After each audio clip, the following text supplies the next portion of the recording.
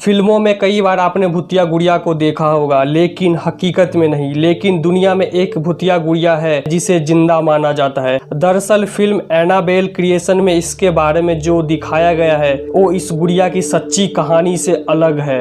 बच्चों को डॉल्स के साथ खेलना बहुत पसंद है। छोटे बच्चे डॉल्स को अपने दोस्त की तरह प्यार करते हैं, लेकिन कई बार ऐसी कहानियां भी सुनने को मिलती है जिनमें डॉल्स बच्चों की दोस्त नहीं होती, बल्कि वो इतनी खतरनाक होती है जिन्हें देखकर बड़ों बड़ों की रूह कांप जाए। आज हम आपको एक ऐसे ही गुड़िया के बारे में बताने जा रहे हैं जिसने इंसानों को खूब डराया। बता दें कि अमेरिकन लेखक जॉनी गुरेल ने सबसे पहले अपनी एक रचना में इसका जिक्र किया था, लेकिन सच ये है कि बेहद रहस्यमयी ढंग से ये डॉल उनकी जिंदगी में आई थी।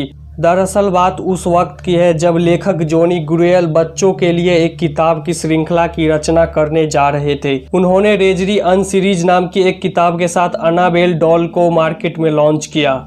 डॉल के पीछे छुपी अनोखी कहानी ने लोगों को इसे जानने के लिए मजबूर कर दिया। बात उस वक्त की है जब जॉनी गुरेल को अपनी घर के बैकयार्ड में यह डॉल मिली। जब उनकी बेटी मार्सला पैदा हुई तो उसी डॉल से वो हर वक्त खेलती रहती थी। जॉनी ने जब अपनी बेटी को डॉल के साथ खेलते हुए देखा तो उन्हें रेजरी अन स्टोरीज लिखने का आइडिया आया, लेकिन 13 साल के उम्र में ही उनकी बेटी मार्सल की मौत हो गई। उसकी मौत का कारण संक्रमित टीका बताया गया। मार्सला की मौत के बाद जब रेजरी अन स्टोरीज को मार्केट में लाया गया तब उस डॉल का मॉडल भी बुक के कवर पेज पर छापा गया। ये मार्सला को श्रद्धांजलि देने के लिए ही मार्केट में लॉन्च किया गया था, लेकिन मार्सला की मौत के बाद असली एनाबेल डॉल जिससे मार्सला खेला करती थी वो अचानक घर से कहीं गायब हो गई। जिस रहस्यमयी ढंग से ये डॉल उस घर में आई थी, ठीक वैसे ही वो वहां से लापता हो गई।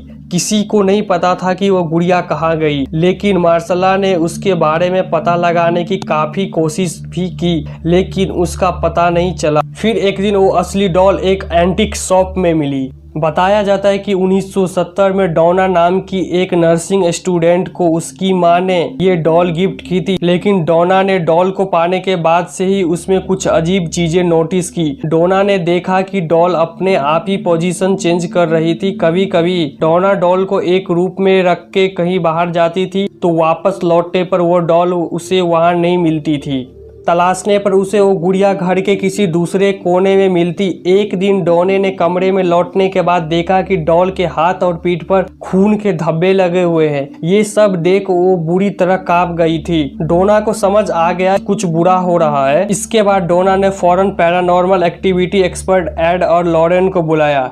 एड और लॉरेन ने पाया कि यह डॉल भूतिया है। तब डोना और ज्यादा डर गई। उसने उस गुड़िया को वहां से ले जाने के लिए कहा। एड और लॉरेन उस वक्त उस गुड़िया को अपने साथ कार में ऑकलट म्यूजियम में ले गए, लेकिन कार से जाते वक्त ही डॉल ने कुछ ऐसी हरकत शुरू कर दी जिसका अंदाजा उन दोनों को नहीं था। गुड़िया ने अपनी पूरी ताकत से उन्हें रोकने की कोशिश की। गुड़िया ने बार बार कार की स्टीयरिंग घुमाने की कोशिश करने लगी, मानो कि वो उन्हें कहीं और ले जाना चाहती हो। बड़ी मुश्किल से एड और लॉरेन अपनी मंजिल तक पहुंचते। एड और लॉरेन उस शापित भूतिया डॉल को अपने म्यूजियम में मंत्र से एक कांच के बक्से में बंद करके रख दिया।